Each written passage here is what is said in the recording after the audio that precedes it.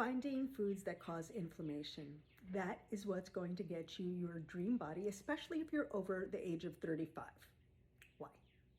Well, because around that age, calories don't mean anything. It's all about inflammation, because inflammation raises cortisol, your stress hormone, which enacts long-term fat storage. So the foods that you need to eat are based on your chemistry. But here's what I eat in a day, and it's certainly not low calorie. Breakfast was a gluten-free lemon almond cake, so full of protein.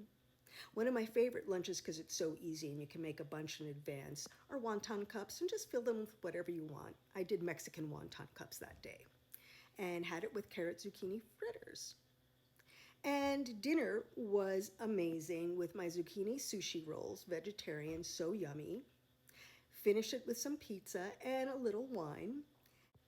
Dessert was a raw vegan chocolate mousse, and you can find all of these recipes on my Instagram page.